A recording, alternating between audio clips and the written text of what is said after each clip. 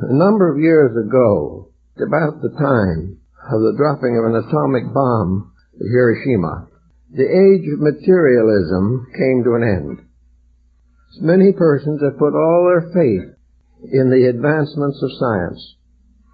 And we're not intending to depreciate the good things science has done. But science as a way of life took a pretty bad beating at that time. And the conditions have continued till now. And we are all more or less living in the shadow of an unknown danger. A danger that might hit and may never hit. We hope it never will, but it has changed the entire psychology of mankind. We are no longer able to find in materialism a solution to our own personal existence. I know a number of materialists took one view on the subject, which gave them great consolation. They said they were not going to survive, but the contributions they made to human progress would survive. Those who came after them would give them a kind of vicarious immortality. They would live in their works, they would live in the contributions they had made, and they would find their own fulfillment in building this future they might never live to see. Well, it was a certain kind of solace, and a great many thinkers accepted it. But now we have another difficulty. All these people working together for a future in which their labors will be recognized and useful are faced with the dilemma of what if there isn't any future? Supposing the individuals who have given their lives to learning have created a kind of learning which is going to die and take them with them. These learnings are not very optimistic, and the materialistic scientist is no longer very popular with himself. He's not too popular with his family, and has lost a lot of his station in world thinking. In other words, materialism as a solution to the purpose of human life has been undermined and has become something that is unendurable to thoughtful and kindly persons.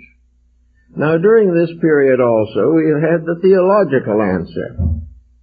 The theological answer has done something to suggest a survival. But what kind of a survival?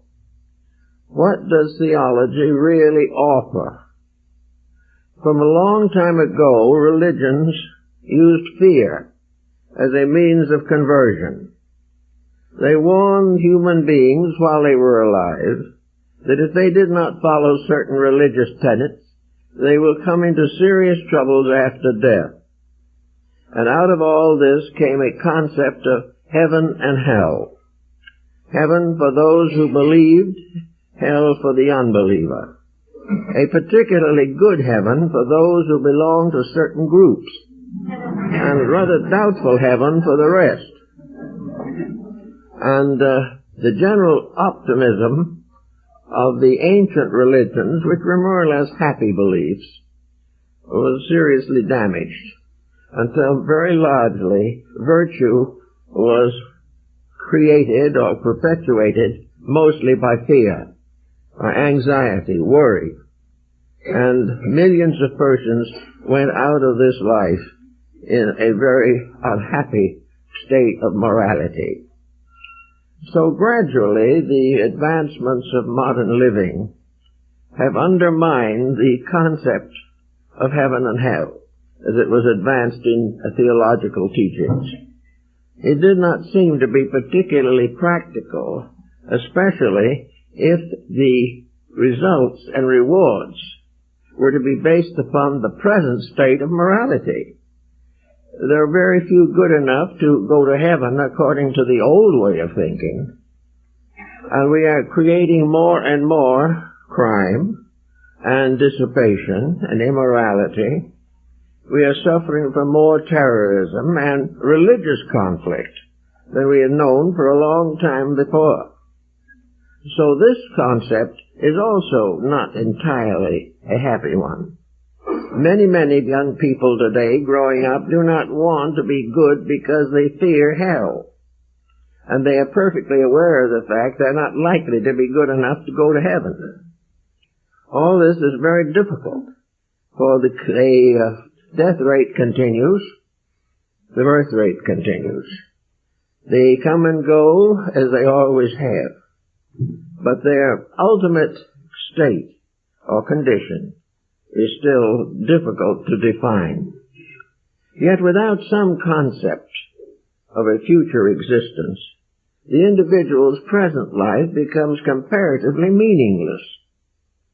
In the old days, when life was rather slower and people enjoyed themselves more, physical existence was accepted as a benefit. To modern man, many human beings at least, physical existence is a penalty.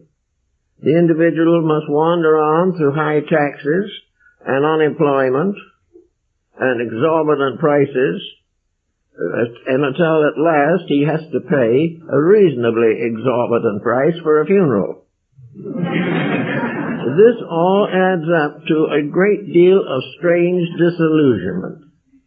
And we have had, in the last 10 or 15 years, a large number of younger people who have broken away from practically every institution of the past.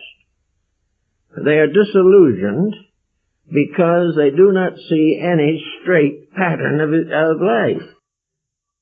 The rich have very little advantage because they must leave their wealth behind in due time. All of the materialistic objectives of life are short-lived. The individual building a political structure is building something that also will pass away. Almost everything we do in the material world is very transitory and fragmentary. There is very little satisfaction of soul, very little depth of insight involved in our present way of life. We are not even allowed now to go home quietly and read a good book. There is a strange fascination about television, which not only does not give us much about death, but very little about life that's worth living. So we are really in a kind of a quandary. We're going somewhere. We're all going there. But where? How? And what? Are we going to go into oblivion? A question that Socrates asked. Are we going to some mysterious realm, like the Elysian fields of the Greeks? Or are we going to the netherworld of Egypt, and at the entrance of their afterlife was a money changer ready to change the currency of this world into the currency of the next? It is a pretty thought, because the currency of the other world had to be based upon virtue rather than upon real estate. So all these things have given us pause and are giving us more pause as time goes on. In the midst of all this also, there has been a tremendous upsurge of what might be termed mystical idealism. And a few years ago, mysticism and psychic phenomena and metaphysics were kind of unhappy words. People who used them too often were considered somewhat eccentric. Today, these are the popular words. And everywhere, individuals, groups are springing up to study the psychic life of the individual. The literature on the subject is becoming massive. Everywhere, everyone is beginning to think in terms of out of this life meaning that goes into other spheres. And we are beginning to see much of the old thinking that engrossed people like Paracelsus and even earlier Plotinus, Pythagoras, and all these. They had certain thoughts. For a long time, material science said they were very foolish and put them into the background, and their books or writings were available only in pulp editions. Now, all of these things are coming back. Every folder we get from publishers today It will include a number of ancient texts or early texts that had no market 20 years ago, but are now sought desperately by a new generation of truth seekers. And so the whole surface of our materialism has more or less broken down. It was inevitable, but there was nothing there in the first place. It was held up by sophistication and dissipation and extravagance. And these are not very helpful as we approach transition into another life. So the transition problem being inevitable and being universal, we have to begin to think more about it. And we do not like the idea of ending in nothing. And we're not too pleasantly looking forward to the various decisions of the theological purgatories. So we begin to think of the only other alternative, and that is the doctrine of rebirth. Today, according to a publication I saw somewhere, I can't quote it, but it's in substance, nearly 10% of the people of this country now believe in reincarnation. There's probably more than that, because, of course, there is no way in which they're all going to stand up and be numbered. But the belief in rebirth is spreading very broadly through the world at the present time. It used to be but largely limited to the Eastern Hemisphere, where it had a considerable following. We may say, for instance, that even today, or maybe 100 years ago, there were at least 1 billion reincarnationists in Asia. But this has more or less been left vacant as far as the Western world is concerned. A few progressive thinkers and idealists played with the idea, and some mystical organizations stood firmly behind it and insisted that it was true. But at the same time, there was not very much popular interest. But now the popular interest is increasing. Not only the interest in reincarnation, but an interest in practically every mystical or metaphysical belief of the ages. We are digging back into the past to find something to live with now. We are not pleased with the prospects as they appear, and we are not producing out of any of our learned institutions the type of idealism which is satisfying to weary, world-worn human souls. The intellectuals, the academics, still insist on clinging to their own way, but they are getting fewer followers every day. We just cannot live much longer with nothing to look forward to, or something to look forward to that looks more dangerous than being here. This is not the type of situation that will bring any real comfort or consolation. Now we have to face these problems with a certain amount of internal intelligence. Most of the matters that relate to invisible concerns, and most visible concerns emerge from the invisible. Most of these invisibles are not to be handled within the scope of modern scientific progress. We cannot physically produce the evidence that might be required. We can't build a computer as yet that will do the job successfully. We cannot demonstrate scientifically a mystical universe, but we can internally experience the need for it.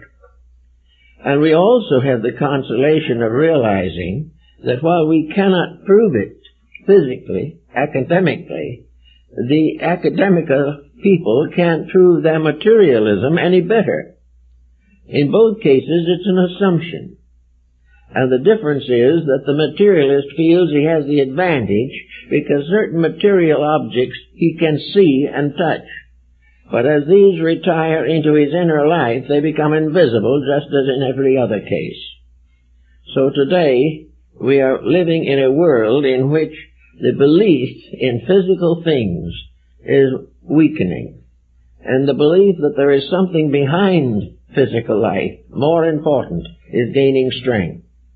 We also are falling into a whole group of social problems that are becoming an unbearable nuisance. These problems are involved in home life, in the rearing of children, in employment, health, all the different phases of life. And it becomes increasingly obvious that without some kind of a moral structure, we are not going to be able to handle crime, we are not going to be able to bring up children as useful citizens, or preserve the idealistic values of art and music and literature.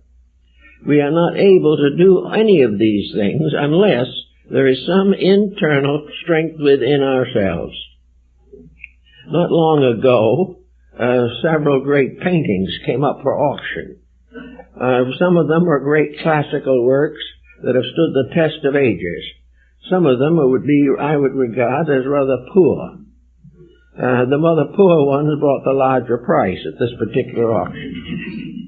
And pieces of so-called art, alleged art, with no significance of any kind, bring millions of dollars from people who have millions of dollars and very little taste. This situation goes on, and we see it coming back at us in every direction. In fact, it is becoming evident that the world is passing into a cycle of bad taste. It is coming into a cycle of disillusionments, of debasements of value, and of the gradual determination to avoid all moral responsibility. The individual must now live in his own joy, and he's very unhappy over it. The joy isn't doing anything. We feel, many people feel, that the individual has a right to live the way he thinks he should. Well, this would be better if he did little thinking, but that isn't part of it. The main answer to this pattern is that the individual wishes to remove all restraints upon personal conduct. He wants to do as he pleases, live as he pleases, think as he pleases, but he doesn't die as he pleases. He gets that as a bonus. And at the end, the narcotic habit gets him, or one of the other things go bad, and we have this individual drifting out of existence with very little to recommend either his conduct or his concepts of life. Now all this is hitting people who are basically pretty fair thinkers, and they're not very happy about it. And in this interval we find the solution that has been advanced by the ages as a true answer to a problem that has to be faced in some way. That reincarnation is probably the best answer that man has ever devised. Now we can say that man has devised it. Of course, it is not only sanctified by veneration, but it appears in the scriptural writings and teachings of most nations. It is a very definite part of human knowledge, human conviction, human belief, and human hope. Therefore, today, we are turning in this direction, realizing that we actually are creatures in midstream. We are not good enough for a heaven worth being in. We are not bad enough to be retailed into some mysterious inferno. We are here to grow. We are here to improve. We're here to build better lives for ourselves and each other. There is a purpose of some kind, although a large number of persons have never discovered that. They're not sure, but they are sure that they're here. And they are sure that they're living in a very wonderful world, in spite of the efforts of the human being to deteriorate it and destroy it. We are here in the presence of a great universal plan that extends beyond the horizons, into the abstractions of space. We are here with all kinds of hopes and fears and ideals and convictions. And it is very necessary for us to make the most of these convictions. Thank you very much. We are here to do something to grow the world we want to live in. Now, we are testing out all kinds of solutions. We are hoping, some are hoping, that by superior armament we're going to make it. The trouble is, this is competitive, and nearly any form of armament that we can conceive can be also used against us. So the solution of war to any human problem is merely a negative evasion of responsibility. There is no hope of solution in such an attitude. Therefore, we begin to space out the economic system. We're going to have to take greater care of the underprivileged. We're going to have to do more things to distribute and diversify the assets of the world. We look a little careful at this particular point of view, and we discover a world of shrinking resources. We are cutting down the timber, draining off the earth, and destroying most of the inhabitants of the world in which we live, both human and otherwise. We are struggling against resources which we have wasted and are continuing to waste because of lack of any moral or ethical conviction. And even many religions make no point of this. They make no point of wasting natural resources. Some realize it, but all private citizens experience it. We experience the need for economy.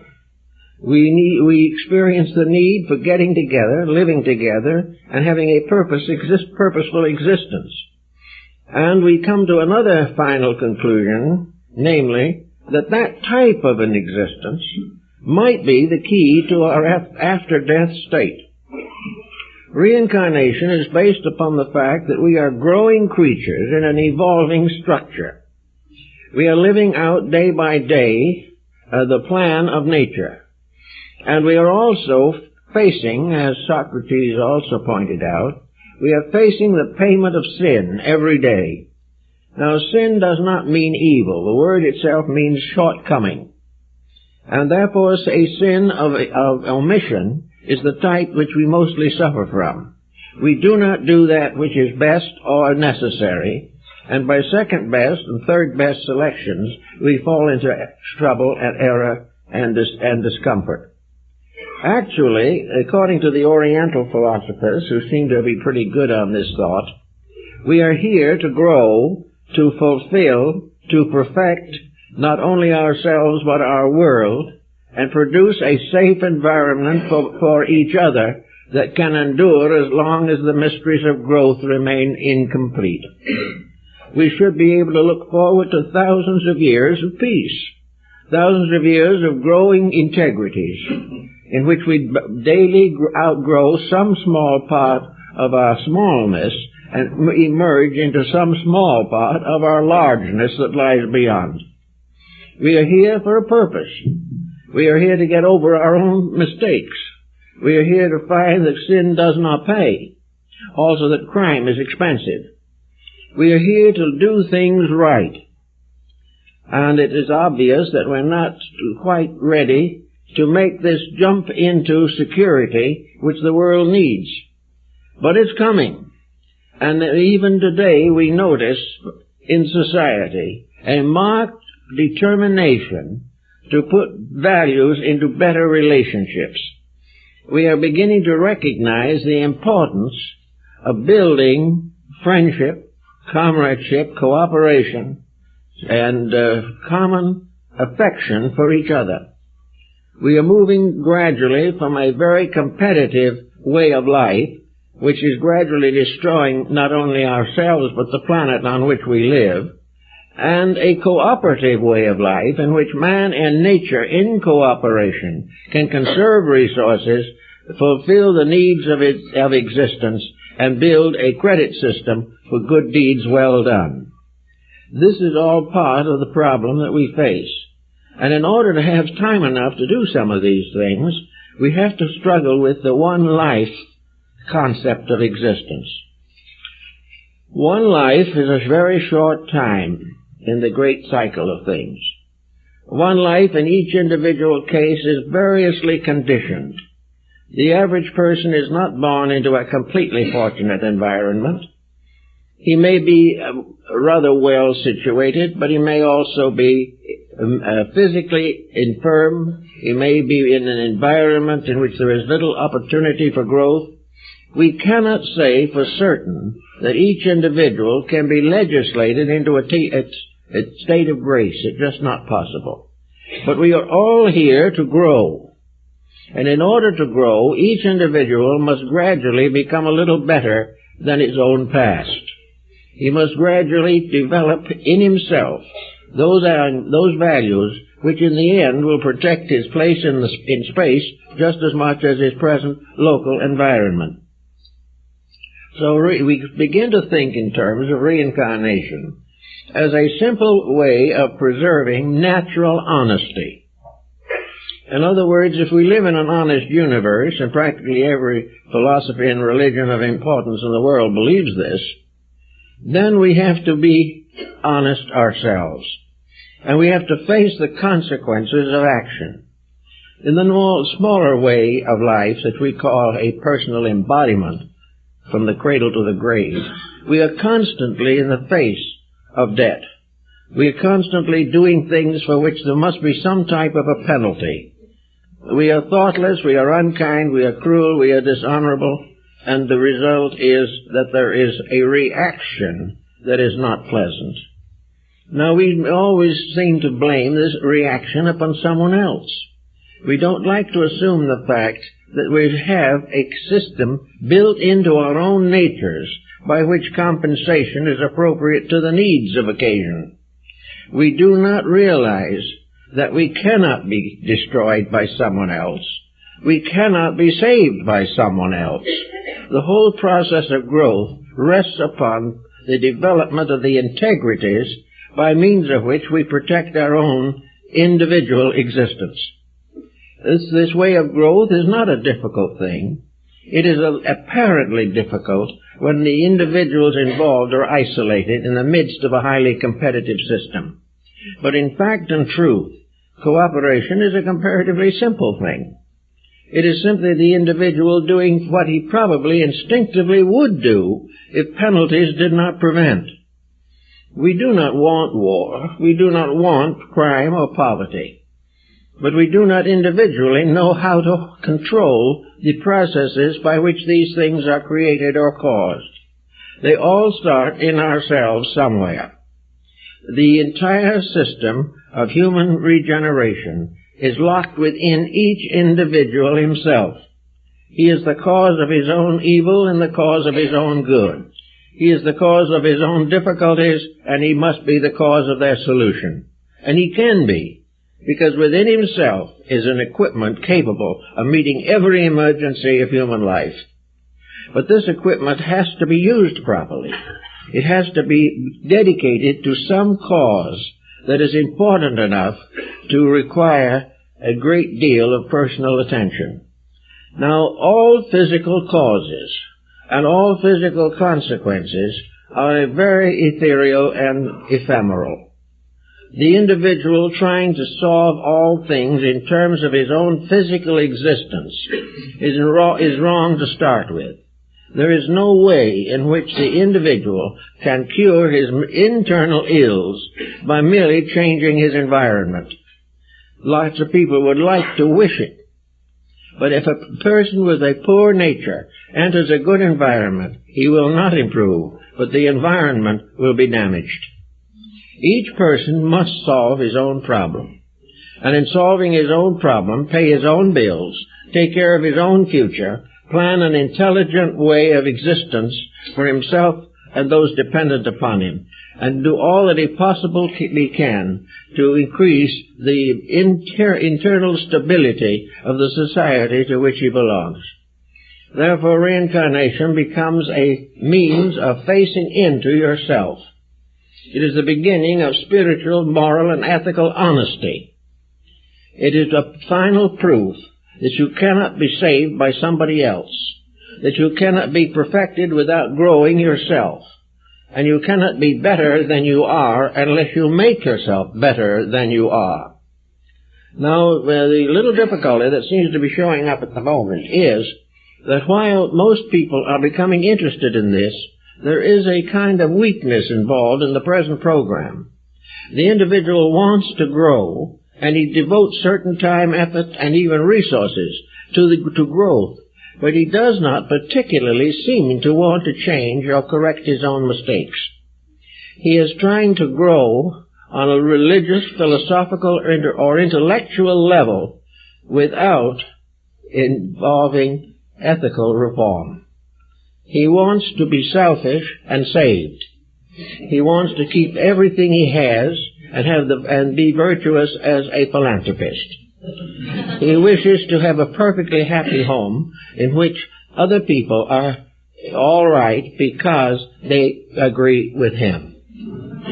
He wants to be in a church that is successful and has a nice large congregation, but he does not expect to get over selfishness.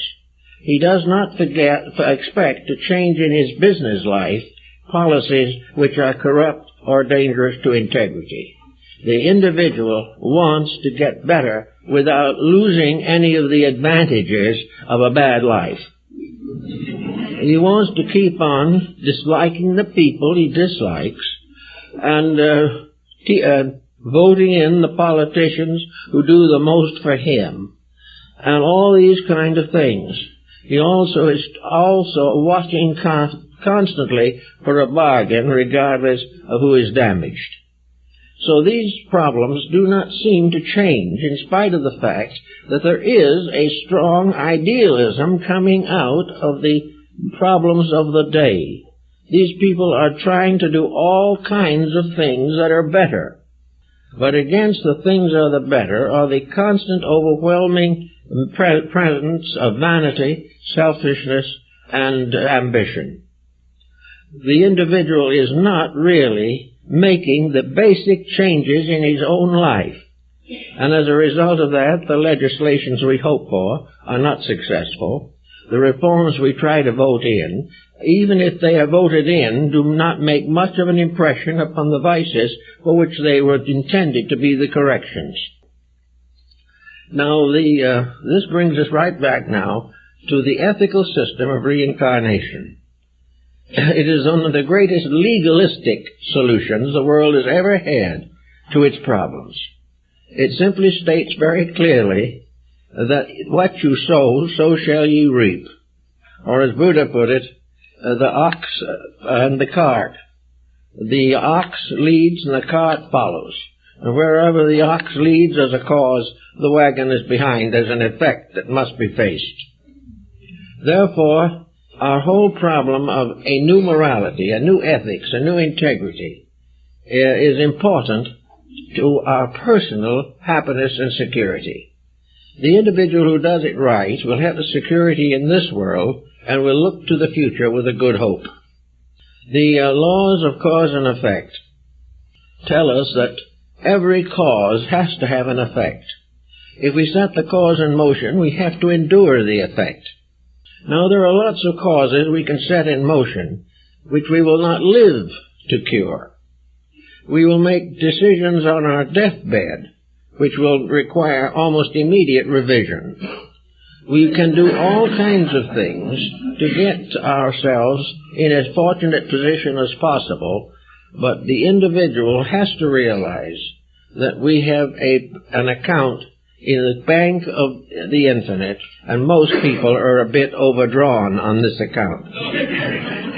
To meet this difficulty, the individual has to assume responsibility. If we are selfish, there isn't a religion and a philosophy or an ethics or a science in the world that can cure selfishness. We can only cure it ourselves.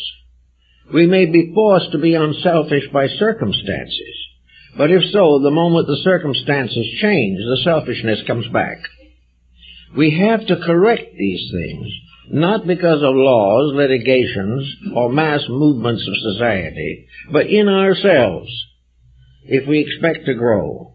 Now, there are many groups of mystically minded people coming into popularize this particular time in our history. And most of these people want to be helpful, useful, and constructive. And also they wish to be part of a new way of life for us all, a way of life that must come, a new age that is on the way, a threshold at the moment. because of the fact that that which has gone before will not endure, and we know it. But the question is, in most cases, to stay as we are until we are on the very brink.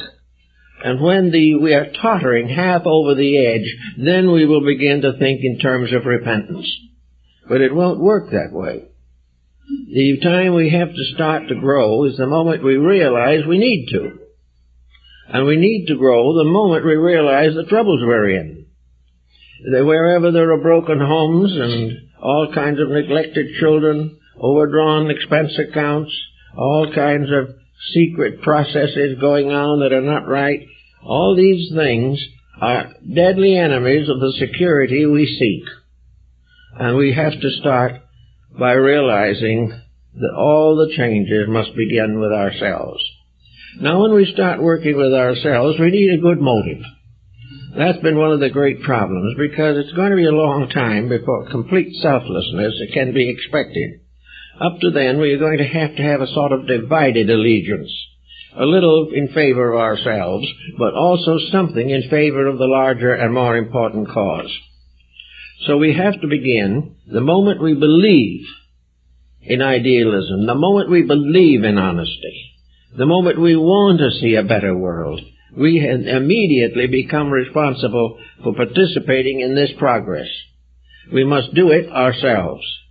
We do not do it by simply physically supporting organizations, and then the organization cannot serve us if it is only supported and not actually emulated in its principles.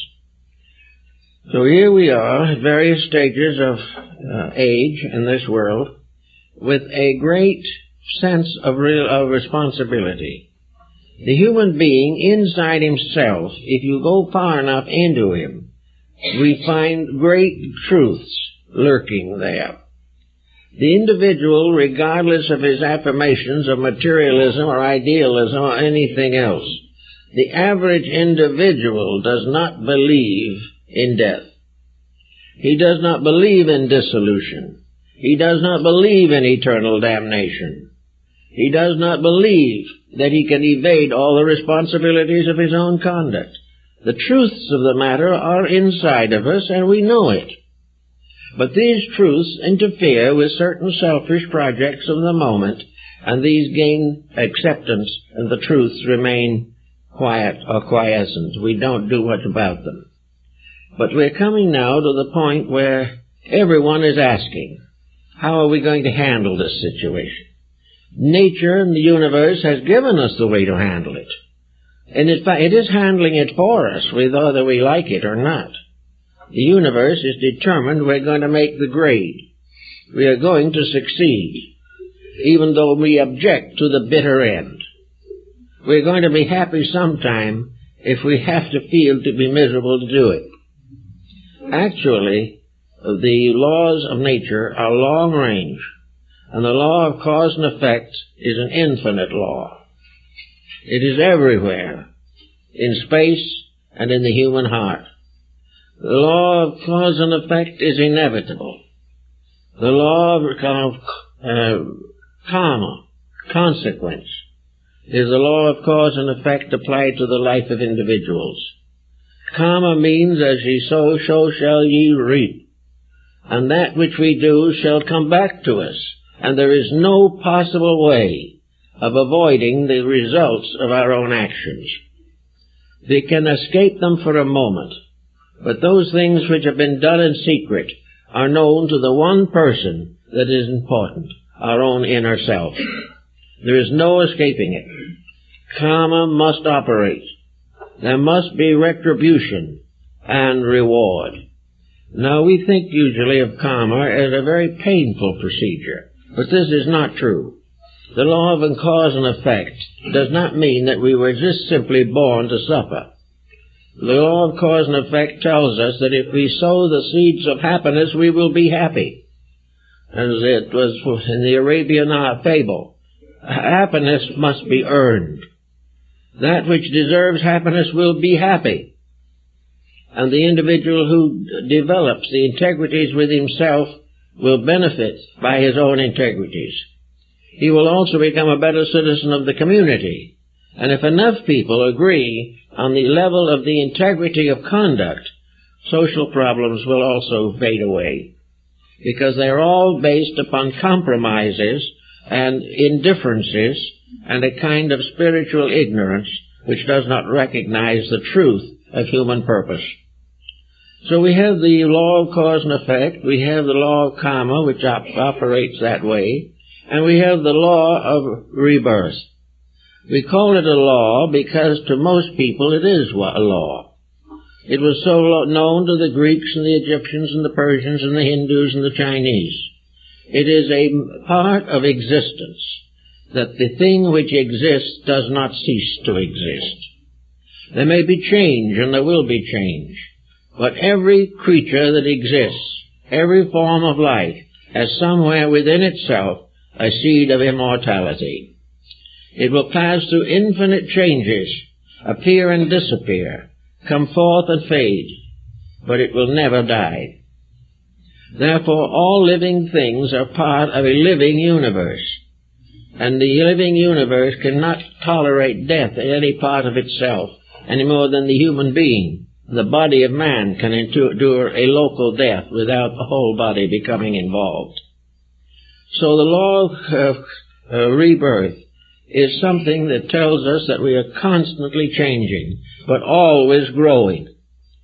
Now, some people are feeling of abuse. They feel that they are being shortchanged all the way along.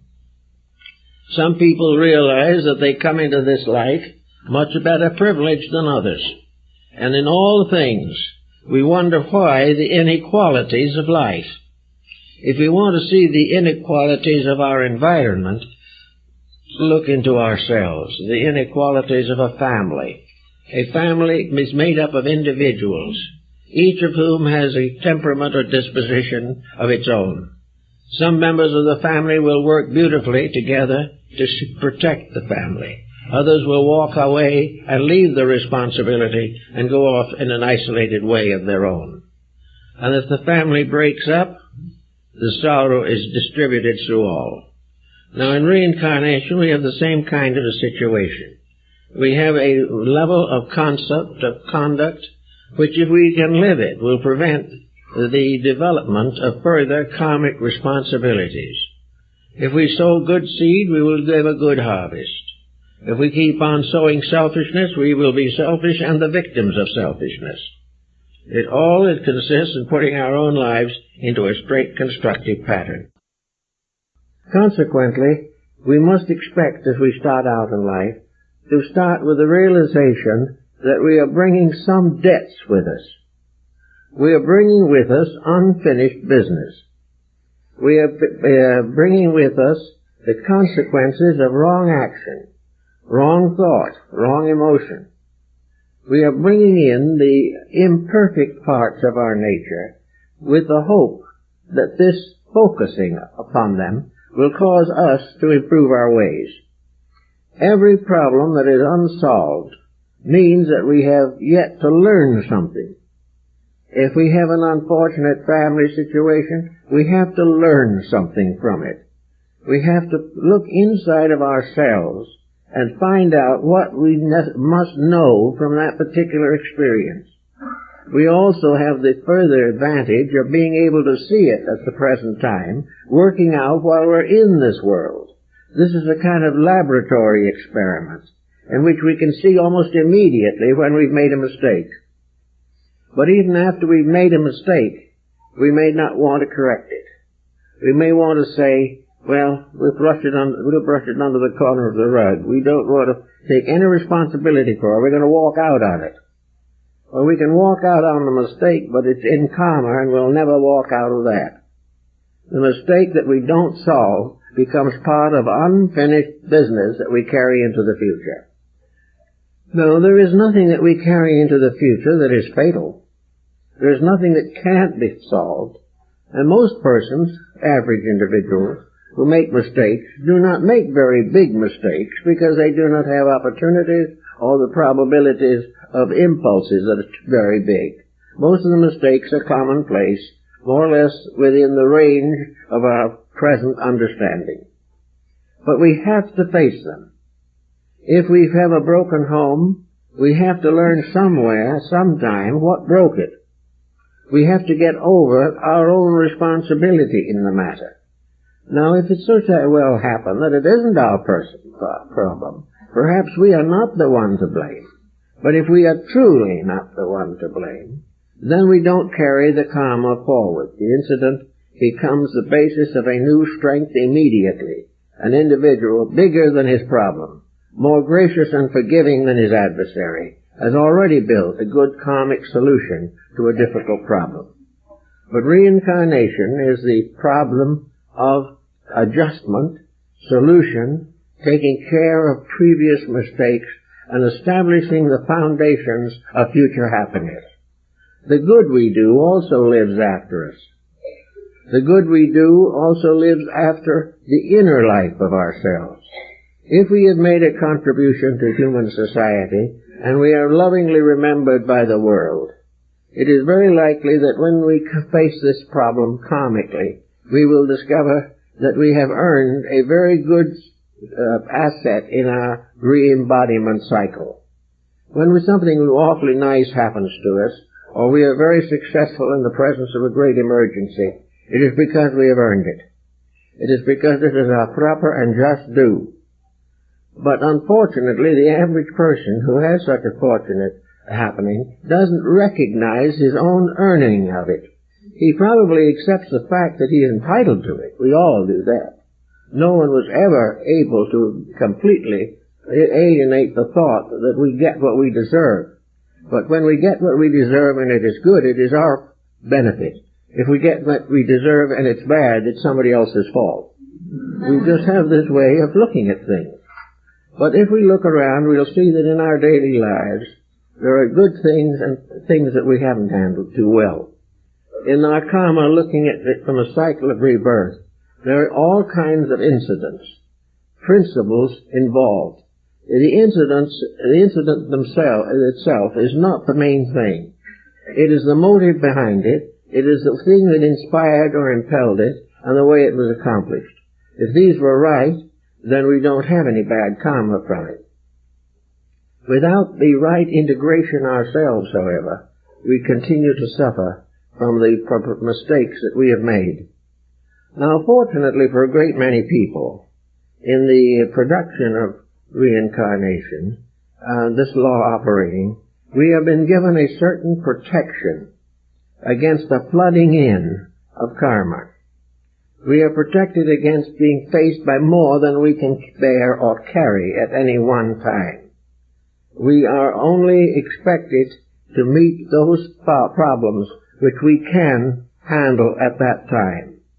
Problems being entirely beyond our handling are also beyond our comprehension at that time.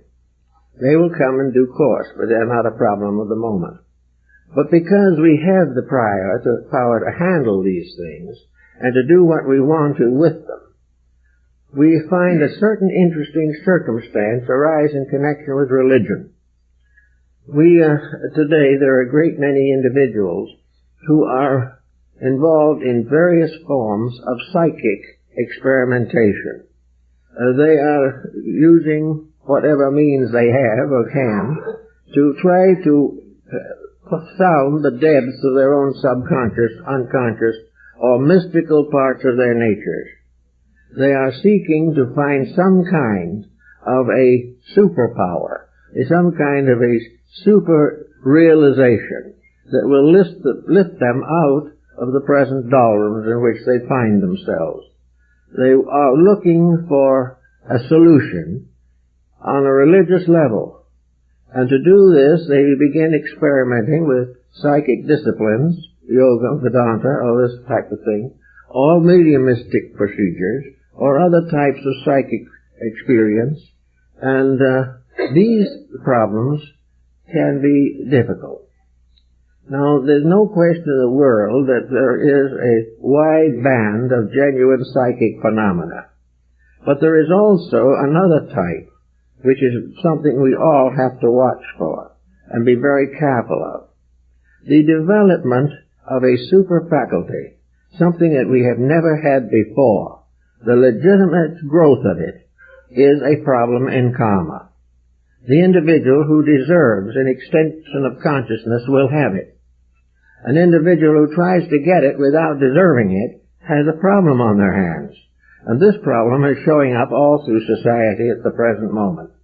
The individuals staying as they are in all else the individual is now trying to develop extrasensory perceptions in a compound personality in which the merits are not sufficient. There is, therefore, always the danger of delusion. An individual who believes that he can have something he hasn't earned is subject to this problem, and the individual who believes that he already has something that he hasn't earned must be very careful or he can get into serious trouble.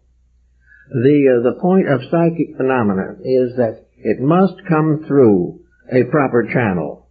It must come through the only channel that is truly correct, and that's our own. It must come through because of the walls or barriers between the material and the ideal have been slowly removed. The release from the internal of the individual can be and is probably the greatest of all mystical experiences. It is something that is not created by any outside factor whatsoever, but is created by the merit of the person, the dedication of the individual, and by a certain sacrifice of superficials to the protection of that which is real.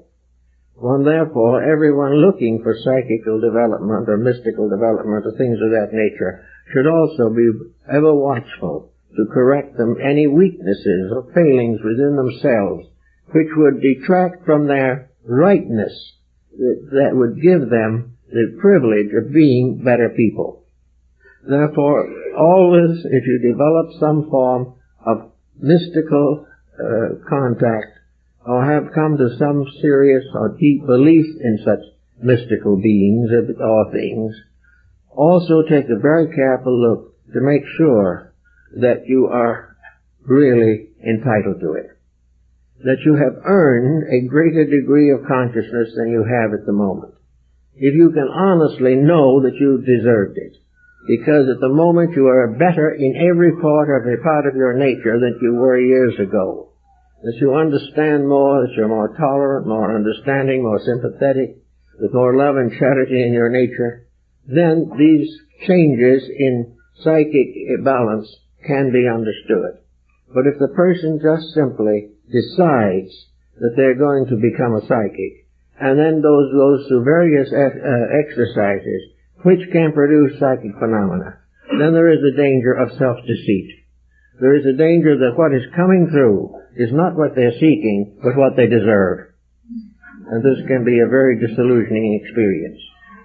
We've had many down through the years who've gone through some of these experiences, and one of the most common ones is a kind of psychism in which something very beautiful, something very wonderful, some wonderful message, some supernatural situation arises, and the person who has it is completely entranced by it, feels that they have achieved everything, and are just full of this wonderful experience. If this is not, however, properly earned, the individual will gradually notice something. He will notice that the beautiful experience is turning against him. He will learn that where he had great hopes, fears creep in. Where he was so certain, uncertainty is taking over. And where he has seen only the beautiful, that which is not beautiful becomes not acknowledged and recognized. The experience has failed because the individual's personal life did not deserve it, was not able to maintain it, and therefore was in trouble afterwards. So always, when you want to know more, earn it. Now it may happen that due to karma, you are not going to find that all the doors open easily. Some of this problem must go on into other embodiments. The bringing forward of karma must be properly met and may often result in an unfortunate or unpleasant series of conditions. The individual can look back on a life which has been unusually severe in unfortunate occurrences. And when looking back in this way, he's very apt to pity himself. He is very apt to be sorry that his own life has been damaged in this way.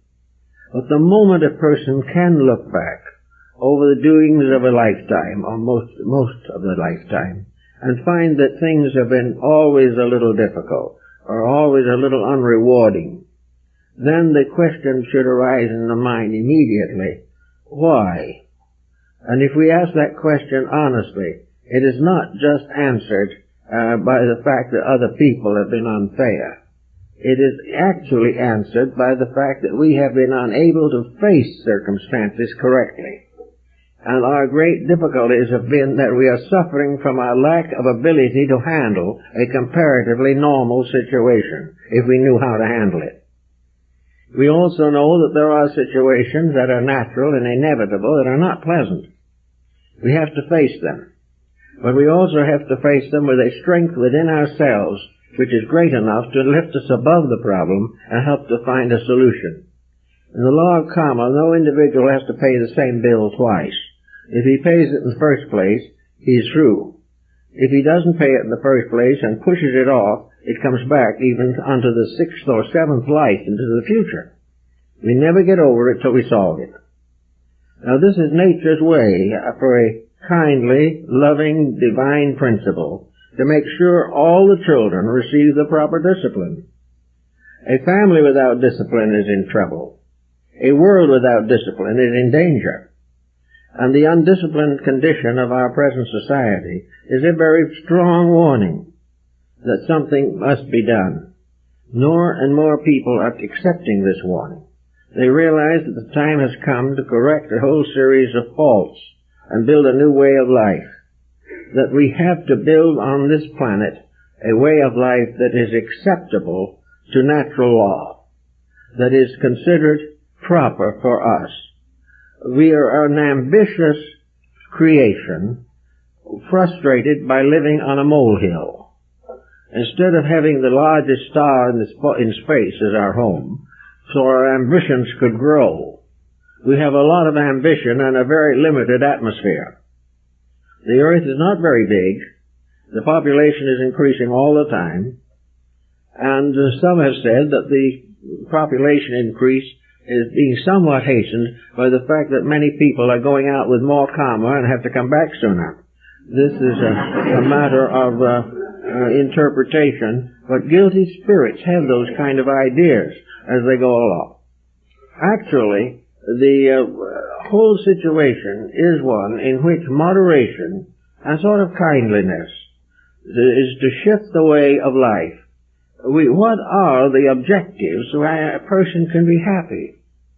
How can we live in a world in which it is so congested or so overwhelmed with problems or responsibilities that there seems to be no answer and no cure?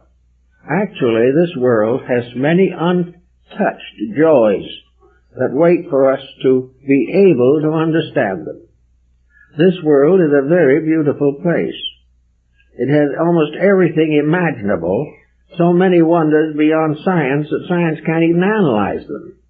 We have everything necessary except that we have to get over the willfulness of the fallen angel.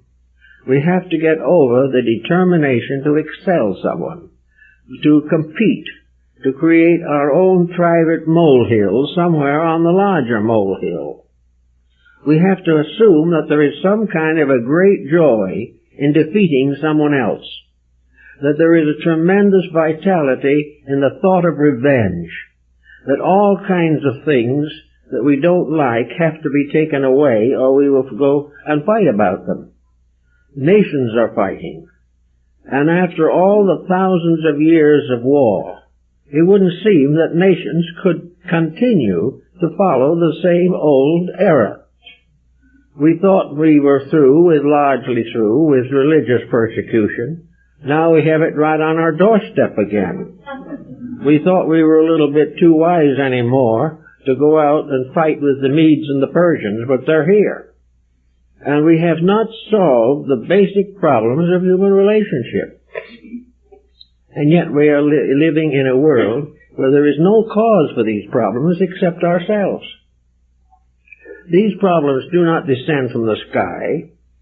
They are here because we are a peculiar kind of people who seem to be trouble-prone. We try to do everything the wrong way. This problem is always a difficult one.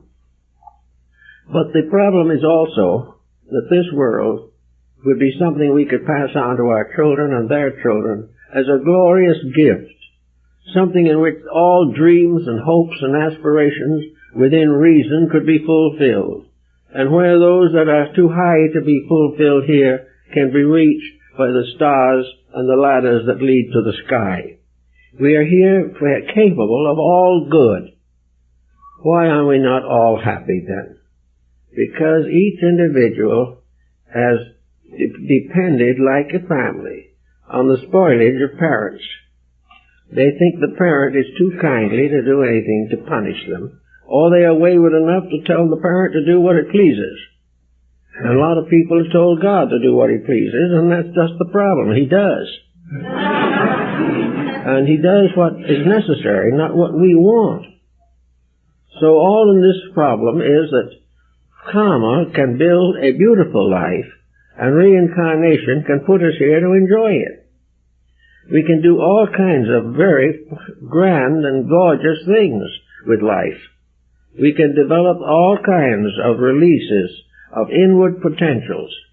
We can become more and more complete persons, and in that matter gradually deify our own lives. Somewhere in the end of things, the human being will be as a god, knowing good and evil. Somewhere along the way we are going to outgrow our humanity and come closer and closer to that divinity which now shapes our ends. We can do almost anything we want to do if we want to do it badly enough to overcome the impulse not to do it. We can do these things very easily and win all these great labors that we have to face, but we can't continue to be selfish. We cannot build a world based entirely on the dollar mark and then go victoriously into a universe in which the dollar is absolutely worthless. It's everything that we are working with and emphasizing is here. But in reality, we are merely on a grand tour. In the old days, after education, young people of affluence were given the grand tour, a year in Europe or something, as a finishing school, or something to give them culture. Well, we are here on a grand tour of the planet Earth. We're here to learn something, to understand. We learn to see the divine plan in things. We understand the wonders of nature, the wonders of beauty. We learn to appreciate music. All these kind of things are available to us, and we just settle back and remain miserable because we don't really try. Religion has tried to do it, but religion wasn't as strong as human selfishness. Science has tried to do it and hasn't been able to get beyond its own selfishness. Modern philosophy is, for the most part, a dead loss. It has done very, very little to solve any of the problems of the day. Therefore, the person comes back to himself. Beginning at any given moment, the individual can start the disciplines which were concealed and covered in the ancient legendary by the rites of initiation and rituals of entry into the various secret orders.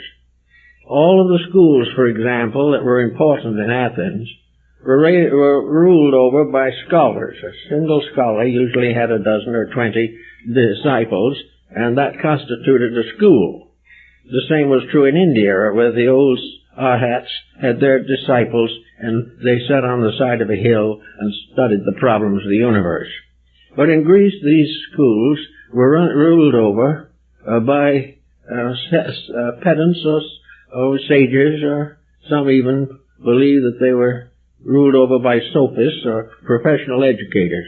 But in any event, they were ruled, and they taught, and they had considerable knowledge on things worthwhile. But every one of these schools demanded something. When you went to school in Athens, you had to prove that you were entitled to go to school. You had to make certain dedications. the teacher would say to you, you want education. All right? Education has a price. Education is not free, even though I don't charge you anything for it. Because education makes you responsible for your contribution to the common good. If you are learned, you are responsible to the degree of your learning. If you go to the first step, you are responsible there. If you go through to the highest form of postgraduate course, then you are responsible for a large part of society. And wherever you learn, you become harmless. Where you do not learn, you become harmful. Whenever you do the thing that it has to be done, you grow. Where you use knowledge to exploit someone else, you start that bad karma that's going to bring you back to suffering in next incarnation. Now this was told these young people. There is no free learning. Because the more we know, the more our duties are. For it is the duty of every living thing to do that which it knows to be right. Even animals have certain traces of these problems. But in any event, now in our modern education, do we begin by teaching young people their moral duty to the world in which they live? Probably not too seriously, because if the teacher really did it, they'd probably lose the job. But we are now taught how to get as rich as possible, with no social responsibility, no demand upon us to be better people. Just to graduate cum laude is all that is necessary. That is not the way of wisdom. The way of wisdom is that everything we do that is improving us is part of a privilege that we have. And this privilege depends for its continuance upon our adding our gifts and our strength to the common good. And so as more we do it that way, the better we come back in the next embodiment. The more we have earned, the more we will be able to do that is right. If, however, we do not do any of these things, and we just simply take life for what it's worth, get a job, retire finally on Social Security and pass on, we have not done much with the potential that nature has given us. We have limited our life to this world. And of course that means we're going to come back. Because we've never outgrown our own mortality. We have never outgrown the weaknesses by which we are forced to face the future. Reincarnation is a blessed thing, therefore, really a wonderful thing, because it assures our ultimate victory. It assures the fact that we are going to come on back until we learn to do it right. And when we do it right and come back, we will have achieved the highest good of which a human being is capable. And that highest good means the greatest usefulness to others. The height of all usefulness, finally, is that the individual can consciously cooperate with the divine plan to which we belong. This is the way it should be, and the way it has to be, in order to be successful. Therefore, let's not think of growth merely as a kind of competition in which we try to be a little wiser, a little better informed than someone else. Growth is not this at all. Growth is a very simple process in which the individual learns more and more about right, about doing it as it should be done. And the individual with poverty learns to improve his state. The person of wealth learns to share that which is necessary to the common good.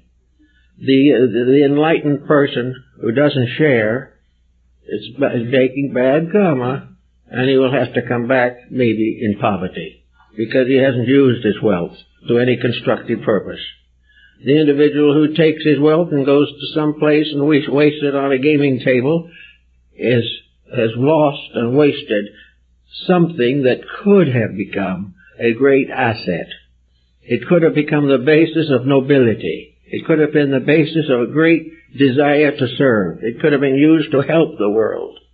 But being used only to waste, as wastrel, back the individual comes and must learn what it means not to have that kind of resource. Nothing that is wasted escapes karma. and no one who is a wastrel escapes reincarnation. So we have to all watch these things. And it shouldn't be a great pain for the individual not to waste what he has, or to dissipate himself into an early grave.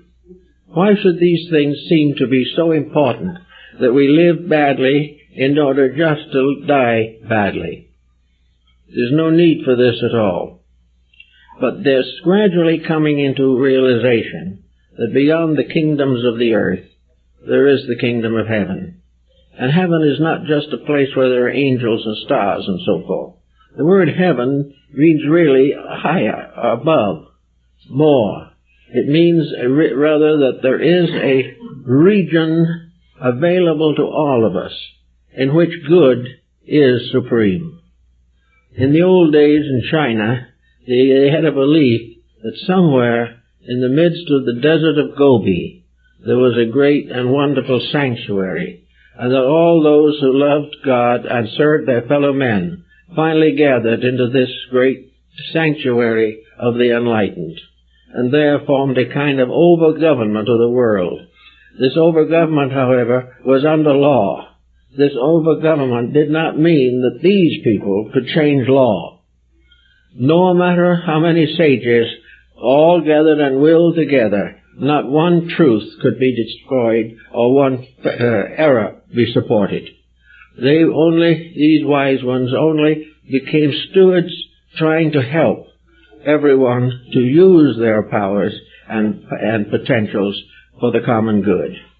We have to be finally a socialized world, a world of cooperation, a world in which the incentives for life are no longer cheap incentives, that we're no longer satisfied to be the richest body in the graveyard, where we are no longer inclined to look with great exaltation on the first billion or something of this nature. These things constitute a kind of illusion. If there is a world of fantasy without fact and substance, it's the one we're in now. The real world is a world of value, the world of integrity. And by degrees, each of us is graduating from this particular environment into something better. But on some occasions, as was in the old days of the old red schoolhouse, the way some people got out of school was to burn the building down. There was no other way. They never could graduate. Well, if we don't any of us graduate, we might burn another building down, a big one. So we have to think very much of cooperating with a divine plan, and that the machinery of this cooperation operates can no longer be denied, that there is no possible way of evading the realities, that the divine plan in itself is so complete, so perfect, and so inevitable that there is no human being that can break it. There is no real human being who wants to break it, because this plan ends in the common good of all that lives, and this is the most important thing. What we want now, we won't want tomorrow. The pleasures of today we will be outgrowing, just as we outgrow the pleasures of childhood. But the growth program goes on and on and on. It becomes part of an inevitable pattern devised for our good and to our inevitable victory. In this way, therefore, reincarnation just makes sure that we don't fail. It might look as though we failed. If in one life we went out in delirium tremens or something of that nature, it would look like a failure. But in the law of reincarnation, it is an incident. It is a mistake that must be paid for, but it does not mean that the individual has failed, or that he goes down to the earth to become nothing, or that he goes somewhere to rot in some purgatory. It is all part of growth. And no matter how much punishment we deserve, we will meet it, go on, and grow. And in the course of time, we will become wise enough to earn more beautiful things and stop earning things that are not so beautiful. We will begin to store up our treasures where the mold and evil will not take them. We will learn to create values and joys that do not mean the exploitation of our neighbor. We will find wonderful opportunities to grow, enjoy, we will find the universe is not just a heavy school. The universe is full of fun.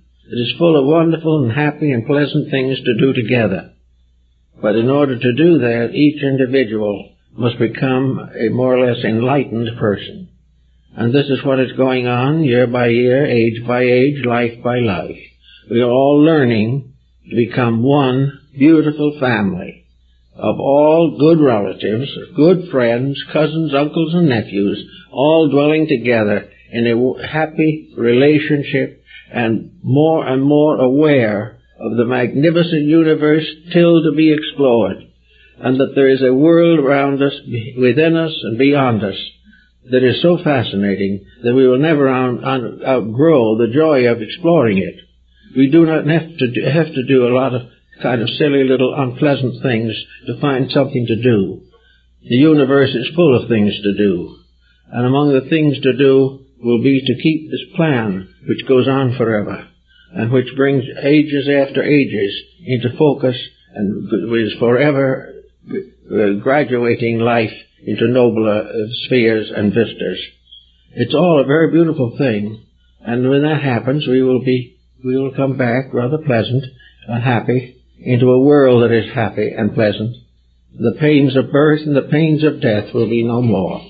We will live in a life of adjustment which improves in health, which takes care of our problems, which assures our fact that we can all earn an honest living, and in earning it rejoice with all others who do the same. We could be a beautiful, happy, united world.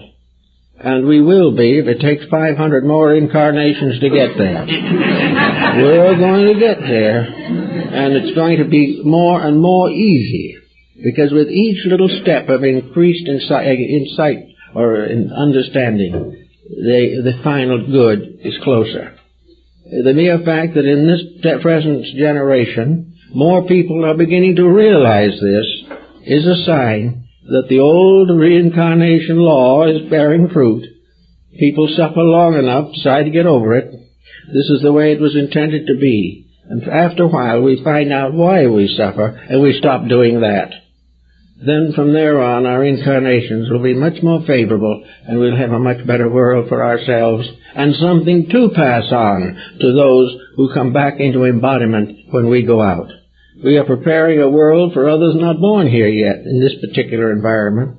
Let's make it as good as we can for the entities that are coming in, and I hope that by that fact alone, we will make it easier for us to leave and in due course come back again.